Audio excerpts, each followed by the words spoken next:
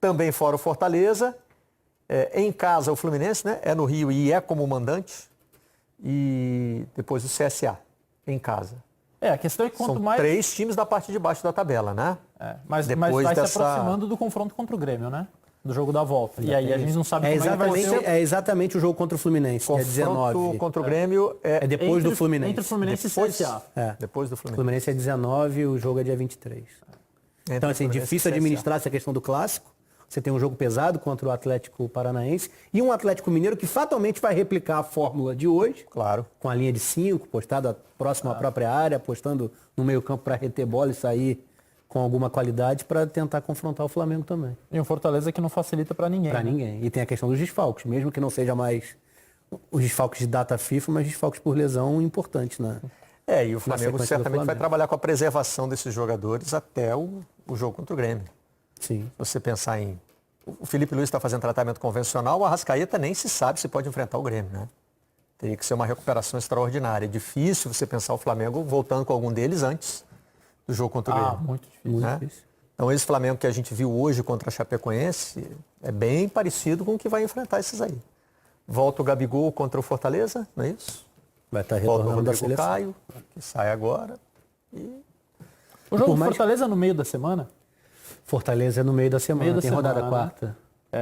O que facilita é o jogo da seleção ser no domingo, né, e não uma terça, como normalmente é. Se fosse uma terça, você perderia 3 rodadas, né, e não apenas 2.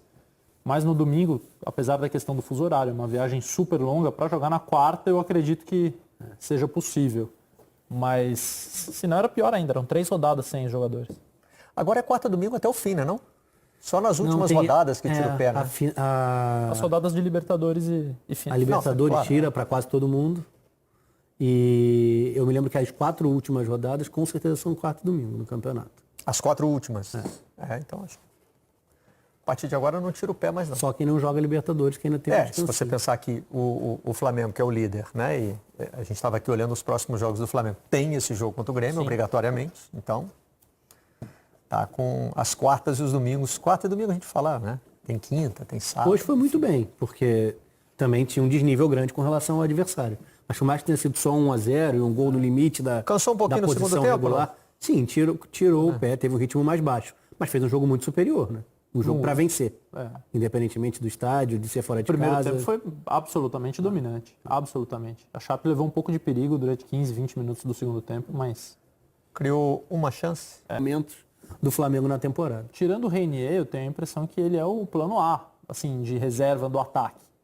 E o Jorge Jesus não me parece ser o tipo do treinador que tem um reserva para cada jogador que sai ali. Ele pode acomodar, ele pode fazer, ele vai ajustando com o que ele tem. Me parece que o Vitinho é a opção para qualquer um deles que saia. E ele tem o Joker, né? Até mesmo o Gerson sendo adiantado. O Gerson, que é o coringa dele.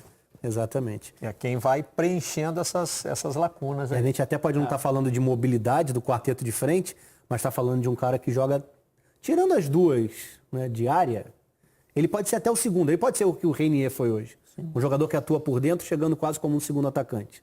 Dá até para o Gerson fazer isso.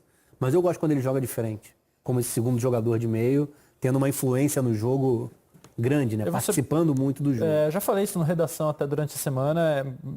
Meu maior erro no futebol brasileiro 2019 é o Gerson. Não que eu nunca falei, não contrata. Mas será que vale tudo isso? E será... hoje em dia... Tem um pouco do que foi a saída, né? O jogador que saiu não é um jogador que atua hoje. Gerson, a evolução é impressionante. Uma metamorfose total. Mas passou sem que a gente visse também. Então, sem grande destaque. O futebol italiano não tratou o Gerson como... Não, mas por exemplo, Casemiro. Ele já era bom aqui quando saiu. Mas a gente viu a evolução dele. Isso. A gente viu ele melhorar. A gente viu os jogos dele no Campeonato Espanhol e falava, realmente, ele é importante, outro jogador. Ele é esse jogador que a gente esperava. O Gerson não teve esse momento. Ele sai do Fluminense com expectativa, mas com dúvidas, né? Porque muita gente questionava a intensidade dele e tal. E aí fica aquela coisa, no futebol europeu vai aprender, vai se desenvolver taticamente, mas aí ele ficou girando um pouquinho ali na Itália, a Roma não se decidia por ele. E na Fiorentina, a evolução veio sem que ele se transformasse num destaque. Isso. E a partir daí, só dele ter se transformado como jogador, já foi suficiente para retornar ao futebol brasileiro. Mérito de quem observou, de quem observou. Sim. E Jorge Jesus. E o que me chama a atenção nele é que essa coisa dele, ele se transformou sem virar um destaque. E ele me parece absolutamente consciente de não ser um destaque, mas de ser importantíssimo para o time. Eu vejo isso nas movimentações dele, como quase sempre ele fecha no lugar certo para dar a opção de passe, mas ele permite que os outros jogadores avancem e ele, olha, eu estou aqui, eu vou ser a tua proteção, eu vou ser o teu apoio, se você precisar eu vou estar no lugar certo. Ele não tenta roubar o protagonismo dos caras da frente. Eu acho que rearrumando as palavras fica até mais preciso. Ele parece ter entendido que para ser destaque, ele precisa ser útil para o time. É que o futebol brasileiro tem a noção de destaque, é o cara que dribla, o cara, faz gol. Que era ele. Ele gira em torno dele. Ele saindo, né? Jogador de seleção de base, extremamente talentoso, pouco participativo sem a bola, geralmente só podendo ser escalado nessas posições mais avançadas, porque entregava menos para o time. E é essa interpretação que se modifica, né? No que é a passagem dele no futebol italiano. O Flamengo teve um momento um pouquinho complicado no começo do segundo tempo, não é isso? Teve. E o Jorge Jesus estava muito agitado no fim do jogo, né? No segundo tempo que o Flamengo tem diminuído o ritmo, acho que passa por duas questões. Tem sim fator físico e tem uma administração de vantagem independentemente do adversário. É uma a precaução física também, mais do que o desgaste. Né? Você está jogando com seus principais jogadores, mas não a 100%. É isso, eu já estou me prevenindo para a sequência que... Exatamente. Já que eu não posso ter 11 reservas que vão entrar e manter. Agora, não pode diminuir o nível a ponto de ter um resultado arriscado. E aí, esse é o debate do fim do jogo com o Rodrigo, né? Teve com o Rainier também. Quis encerrar e o Jesus segurou. Peraí, não acabei. Ele gosta, né? A última palavra é a minha, né? E ele é performático. O Rainier, no começo parece que ele está mais ali, um pouquinho mais paternal, mas depois tem um... Então, ele falou sobre isso, que tem uma ênfase assim, né? O Rainier querendo assinar, quase como se fosse florear determinadas jogadas que, se fossem mais simples, seriam melhores para o time. Tem um toque de calcanhar que ele dá quando está em condição de chute, não tem? Isso, tem. Me lembro de uma jogada assim. Para trás e não consegue 1-2, né?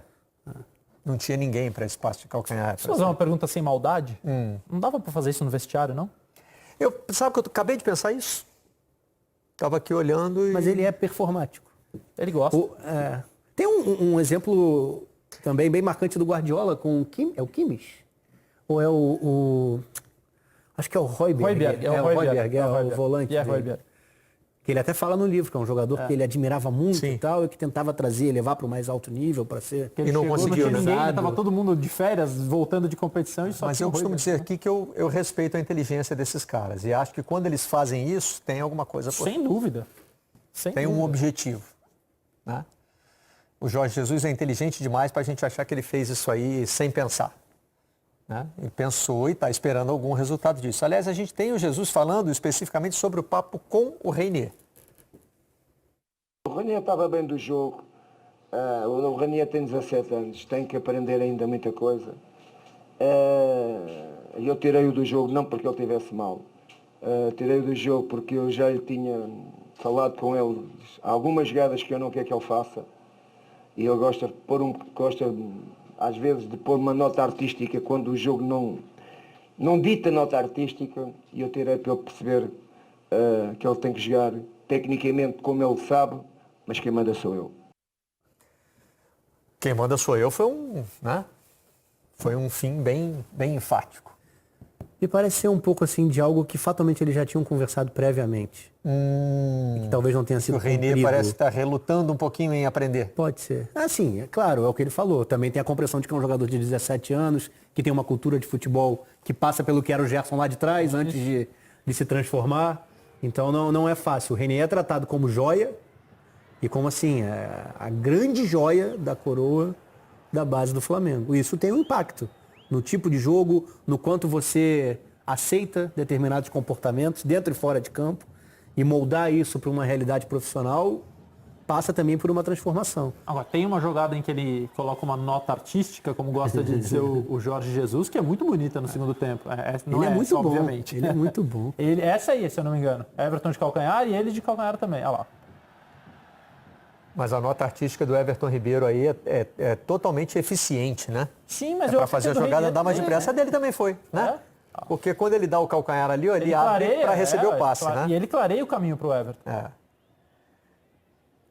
E ficou muito nítida a diferença de qualidade do Rainier para o Berril e do time quando ele fez essa mudança. E o Rainier é necessário para os próximos 2 jogos. Sim. Então talvez o Jesus, independentemente disso, né?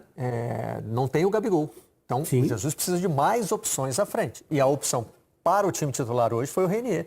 Certamente o Jesus conta com ele, já contava, independentemente da situação física do Berrio, para as próximas duas partidas. Se você comparar os dois, dificilmente você pode pegar o Berrio e usar como... É claro, poderia não ter 2 jogadores por dentro. Mas o Jesus gosta de ter essa possibilidade dentro do jogo. De não ser só o Bruno Henrique o único jogador. O Berrio originalmente é um ponta-direita, Exatamente. né? O cara que busca o fundo pelo Então você lado não consegue direito. usar ele mudando a função dentro do jogo. Você pode até mudar o lado. Tem que deslocar o Everton Ribeiro. Mas para virar segundo, cara, ele é mais um meia que organiza também a equipe do que um cara que entra, pisa na área. Você falou agora há pouco que o sucesso do sistema do Rodrigo Santana no Atlético Mineiro hoje contra o Palmeiras provavelmente faça com que ele repita no jogo contra o Flamengo. E aí vai ser interessante, porque o jeito do Flamengo jogar, principalmente sem o Gabigol, o Flamengo não tem o centroavante. Sim. E aí o Atlético vai montar uma linha de 5 atrás para se defender. Acho que ele vai proteger os lados. Muito provavelmente ele vai proteger os lados, mas... E hoje não foi um jogo em que o Flamengo criou diversas possibilidades de gol. Não. Só foi O Flamengo teve com a bola quase o tempo todo, não foi incomodado pela Chapecoense, né? A gente mostrou ali um lance da Chapecoense que... Um jogo muito mais que teve algum... planejado do que de fato jogado. Planejou o jogo, executou, poderia ter feito 2-0, não passado sufoco. É uma Chapecoense sem identidade. Pelas muitas trocas, não sei se a montagem do elenco esse ano não foi tão ajustada como de anos anteriores, mesmo pós-tragédia. Era uma equipe que tinha uma cara. Até a reconstrução, em 2017, tinha uma forma muito clara de manter um tipo de jogo que fez sucesso, que levou a Chapecoense até a primeira divisão. E era um jogo muito aguerrido. Sim, isso se